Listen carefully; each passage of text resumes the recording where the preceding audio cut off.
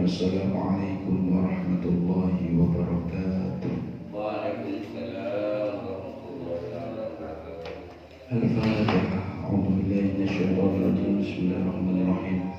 Alhamdulillahirabbil alamin arrahmanir rahim maliki yaumiddin iyyaka na'budu wa iyyaka nasta'in ihdinas siratal mustaqim siratal ladzina an'amta 'alaihim ghairil maghdubi 'alaihim waladdallin. Amin. Kita lanjutkan kajian tentang kitab Nashorihul Ibad halaman 199. Bismillahirrahmanirrahim. Wal maqalatu ats-tsaminatu tawi penghentikan kang nomor 8 iku an jumhur ulama dan critakake saking jumhur ulama. Jadi diceritakan oleh kebanyakan ulama, ai aktsarihim tegese akeh ulama, ku rahmatullahi alaihim, rahmati Allah iku tetep ing atase ajma'ina sekabehane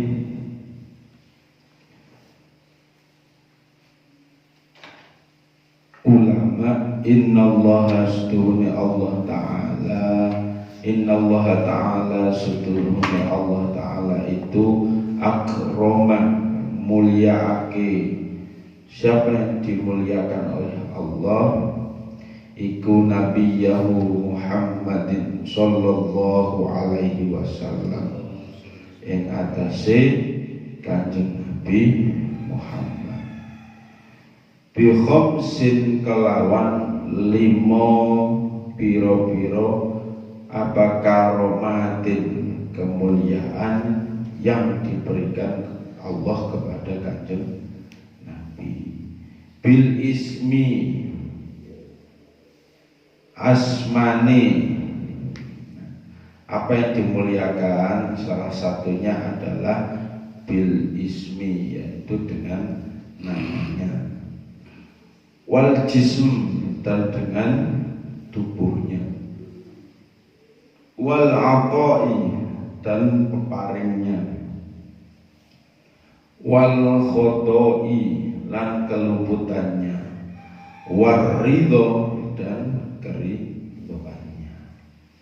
Jadi ada 5 hal, 5 kemuliaan yang diberikan oleh Allah kepada baginda kita Nabi Agung Muhammad Sallallahu Alaihi Wasallam, dari segi nama, dari segi jism atau badan, dari segi peparing, ya, dari segi keluputan atau kelupaan dan ridho. Maka sungguh mulia kita sebagai salah satu umatnya Kanjeng Nabi Muhammad Sallallahu Alaihi Wasallam. Karena apa? Kalau kita teliti lagi, kita lihat, kita saring 25 Nabi dan Rasul, kita tahu itu. Kemudian di antara 25 Nabi dan Rasul itu masih disowarin lagi kira-kira siapa yang paling terbaik. Bukan berarti nabi-nabi yang lain tidak baik, boten, tapi disaring lagi 25 Nabi dan Rasul itu menjadi ulul azmi, 5 Nabi. Kemudian 5 Nabi itu masih disuaring lagi. Siapa yang terbaik? Ya, yaitu seperti yang dikatakan sebagai Nabi yang uswatun hasanah. Maka disebutkan 2 Nabi di dalam kitab atau di dalam Al-Quran. Salah satunya adalah Nabi Agung Muhammad Sallallahu Alaihi Wasallam. Sebagai apa? Uswatun hasanah. Selain itu Nabiullah Ibrahim alaihi salam. Jadi di antara beberapa nabi ya, yang namanya ditulis di Al-Quran sebagai uswatun hasanah, sebagai suri tauladan, sebagai contoh, ya, itu adalah Nabi Muhammad dan Nabiullah Ibrahim. Kenapa kok seperti itu? Karena beliau diberi kemuliaan oleh Allah lebih ya, dari berbagai macam sisi, berbagai macam segi. Maka dari itu sudah tentu ini yang kita bahas sekarang adalah karomahnya Nabiullah Muhammad ya. Dari segi nama ya, amal ismu anapun utawi asmani fanada mongko undang-undang sapa Allah birisalah dengan risalah, walam yunadihi lan ora ono undang-undangi Allah ing Muhammad bil ismi kelawan asmani, kama kaya oleh ngundang jami'il anbiya'i ing sekabehane para nabi alaihimus salam, mithlun umpamane siapa? Adamun, Nabi Adam, wan Nuhun lan Nabi Nuh, wal Ibrahim lan Nabiullah Ibrahim, wa khairihim dan lainnya.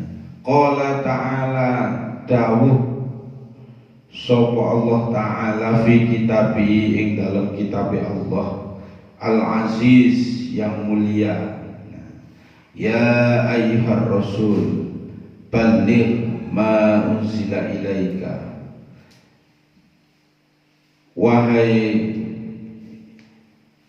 para utusan balik nekoake sira ma ing barang unzila ilaika diturunake marang sira, wa hadza fi waqtin iki ing dalem pira-pira waktu. Maka kemuliaan yang pertama itu ya adalah salah satunya mulianya Nabi kita Nabiullah Muhammad.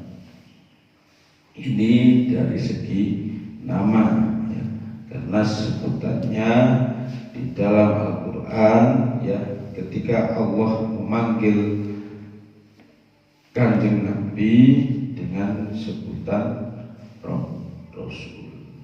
Nah, dengan sebutan itu ya, maka nama sebelum nabi-nabi yang lain ada ya, ternyata di surga sudah termaktub ya, di pintu surga sudah tertulis bahwasanya di situ ada nama Muhammad Rasulullah. Lah bagaimana cara kita mencintai Kanjeng Nabi ya, mencintai Kanjeng Nabi, maka kita harus bisa melakukan apa yang telah dilakukan oleh Kanjeng Nabi. Salah satunya Nabi ya, Kanjeng Nabi itu tidak suka mungkin dalam hal menggunjing orang, maka kita harus jauhi. Sama dengan kita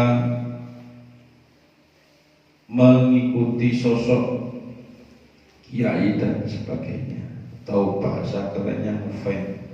Orang ngefan ke orang itu berarti entah itu dari segi pakaiannya, entah itu dari segi tingkah lakunya, entah itu dari segi apapun itu ya, hal-hal yang dilakukan salah satunya harus kita contoh. Lah kalau nanti kita sudah mencontohkan Nabi, ya, maka harapannya kita sebagai umatnya Kanjeng Nabi itu mendapatkan syafaatnya. Karena kalau kita hanya modal amal perbuatan kita, ya kalau diterima semuanya. Lah kalau tidak diterima, siapa yang akan menolong kita nanti di Lauhul Mahfuz? Karena dikabarkan seperti yang sudah kita ketahui, ya, ketika melewati Shiratal Mustaqim itu sama dengan melewati jembatan, ya. Jembatan yang apa? Jembatan yang terbuat dari satu helai rambut, itu pun masih disigar, dipilah lagi jadi 7. Masya Allah, ya. Apakah bisa? Nah, itu wallahu a'lam, hanya Allah yang tahu, ya. Jembatan yang ambruk umane rambut.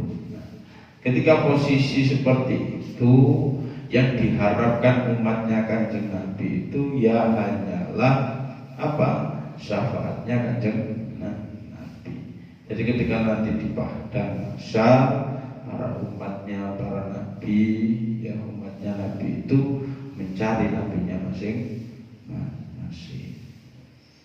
Maka ada beberapa hal yang perlu diperhatikan di sini. Besok ketika di yaumul hisab, di hari perhitungan itu, umatnya Kanjeng Nabi dalam melewati jembatan atau Shiratal Mustaqim itu berbeda-beda. Ada orang yang jujur, siddiqun. Orang yang jujur itu adalah orang yang pertama kali dan paling cepat melewati Shiratal Mustaqim. Maka sudah pasti kalau kita meniru Kanjeng Nabi, maka harus bersifat jujur. Lah melewatinya seperti apa? Seperti kilat yang menyambar, langsung tutup suara. Wal alimu, dan orang-orang yang alim mungkin, ya.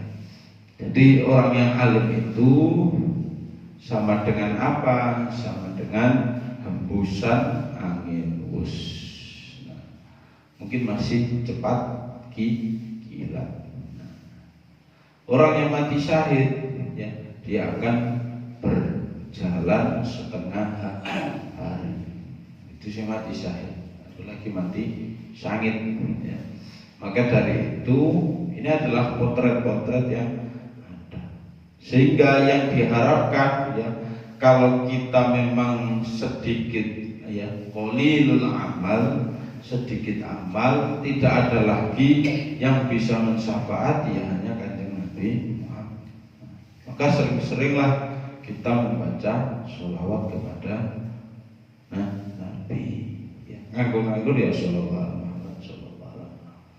Sekalipun tangan kita tidak membawa tasbih, ya, tapi ya kita selalu bertasbih, selalu bersolawat, selalu berzikir. Nah, seperti itu yang kita harapkan. Karena hanya ada 2 syafaat nanti ketika di yaumul kiamat. Salah satunya yang pertama itu adalah syafaatnya Kanjeng Nabi Muhammad, ya. Lah posisinya ketika kita menyeberangi Shiratal Mustaqim, kalau amal kita sudah jelek, ya, maka gambaran orang ketika nanti melewati Shiratal Mustaqim itu dosa-dosanya ini ditaruh, dibelenggukan di atas lehernya, dipikul, ya. Kalau kabupaten itu jerungkuk, Apakah langsung diberi syafaat oleh Kanjeng Nabi? No, tidak. Tapi kita dibersihkan dulu, diumbah dulu, dikasak sih, ya, sampai bersih, baru Kanjeng Nabi memberikan syafaat. Jadi dibersihkan dulu, dipertanggungjawabkan dulu di neraka, baru nanti diberi syafaatnya. Ketika masih ada ruh keimanan, insya Allah kita masih masuk ke surganya Allah Subhanahu wa ta'ala. Tapi kalau sudah tidak ada ruh iman sama sekali, maka selamanya kita akan di neraka.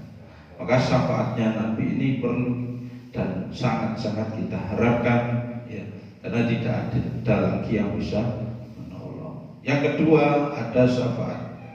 Syafaat atas apa?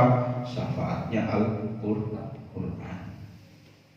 Maka sudah barang tentu orang yang rajin, ya, membaca Al-Qur'an, istiqomah membaca Al-Qur'an, walaupun tidak hafal, ya, tapi dia istiqomah untuk tadarus Al-Qur'an, bukan hanya ketika puasa Ramadan, ya, tapi di hari-hari lain dia tetap istiqomah membaca Al-Qur'an, maka syafaatnya ini akan langsung membela manakala nanti dia dihisab oleh Allah.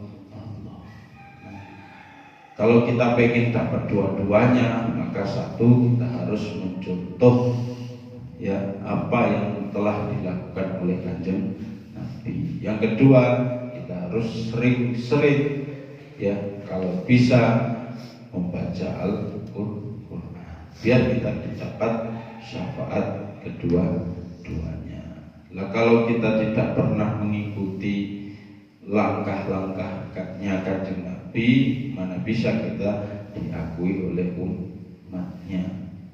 Contoh kalau di bentuk kecintaan itu kan sama, ya, Maulidur Rasul, ya, hari lahirnya Kanjeng Nabi. Maka di bulan Maulid, ya, ada yang berbondong-bondong, siapa yang memuliakan hari kelahiran Kanjeng Nabi, maka haram dia masuk neraka. Banyak yang mengatakan seperti itu. Maka dari itu sudah pasti, ya, kalau bentuk kecintaannya kita, ya, kepada Kanjeng Nabi, harus kita rayakan, ya, hari kelahiran Nabi, ya, dengan cara apapun, dengan berbagai macam cara. Sama dengan kita merayakan hari kelahiran siapa, mungkin anak-anak kita dan sebagainya, entah itu tumpengan, entah itu selamatan dan sebagainya, dengan harapan kita ini diakui sebagai umatnya dan kita nanti mendapatkan syafaatnya. Seperti itu aja, ya, tidak ada lain, ya. Maka itu yang harus kita raih, ya. Karena kalau hanya mengandalkan amal-amal yang lain, iya, kalau tidak dibarengi dengan pamrih, iya, kalau tidak dibarengi dengan dianggap ini, nah, itu sudah berkurang kadar dari pahala tersebut. Wa amal jismu, anapun utawi jism, fa idza ta'an Nabi sallallahu alaihi wasallam, utawi tatkalane nimbali sapa Kanjeng Nabi Muhammad sallallahu alaihi wasallam syai'an ing suwiji-wiji, fa ajaba mongko nuruti ya syai' binafsihi kelawan awak dhewe ne syai' anhu saking Kanjeng Nabi, walam yuf'al lan ora den lakokake zalika apa mengkono-mengkono lisairin nuruti marang sekabehane Nabi, apa anbiya pira-pira nabi. Maka sejatinya di kemuliaan jism ini, apabila Nabi Muhammad itu memohon sesuatu kepada Allah, maka Nabi Muhammad ya ini langsung dijawab oleh Allah lewat zat-zatnya. Contoh ya, ketika ada problem apapun ya, maka langsung turun ayat, langsung turun wahyu. Ini membuktikan bahwasanya apa yang ditanya oleh Kanjeng Nabi, apa yang dilakukan, apa yang dimohon ya kepada Allah langsung dijawab dengan zat-zatnya. Nah, begitu cara Allah memuliakan Kanjeng Nabi. Wa dzalika annahu radda ainun faqadata, radda balikake ya ing mripat fataqadata, termasuk qatada ya ansakot ya ansakot yento gugur apa ain ida hatihi maring pipini fatatat wa nahwi dzalika sepadane mengkono-mengkono. Wa amal atau anapun ketaatan ya nuturi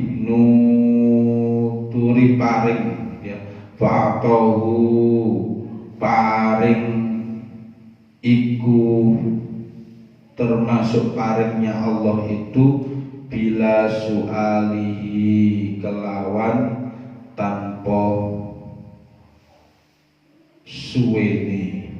Faqala dawuh sapa Allah Ta'ala, inna a'tainakal kautsar, sesungguhnya kami memberikan kepadamu anugerah yang paling besar. Wala saufa yu'tika rabbuka fatardho ya.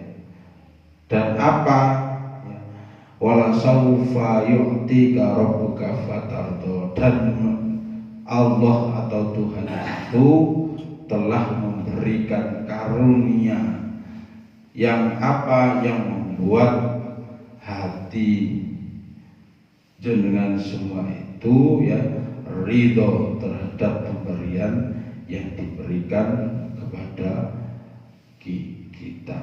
Maka di sini sudah pasti ya yang dilakukan oleh Allah dijawab melalui firman-firman-Nya. Jadi kami memberikan inna atau inakal kautsar, kami memberikan apa kepadamu anugerah yang sangat besar ya. Maka dari itu ya kita harus dan selalu menggarap ya, mengharap DP bagaimana cara kita diakui oleh Kanjeng Nabi sebagai umatnya ya. Kalau kita lakukan 4 hal ya tadi sudah saya singgung, maka yang pertama yang sulit dilakukan oleh umatnya Kanjeng Nabi itu adalah sifat jujur ya. Karena orang jujur itu pasti orang yang paling cepat ketika nanti dia hisab melewati jembatan Shirathul Mustaqim. Itu orang yang paling jujur, bukan orang yang haji, bukan wali, bukan tapi orang yang jujur. Nah, salah satunya sifat jujur ini ada pada diri Rasulullah Shallallahu Alaihi Wasallam. Kan seperti itu, orang alim saja masih melewati separuh hari ya ketika melewati jembatan Shirathul Mustaqim, yang 1 harinya itu bisa dimungkinkan ya 1000 tahun. Nah, sesuai dengan yang tahu ya, itu adalah hal-hal yang kita renungkan.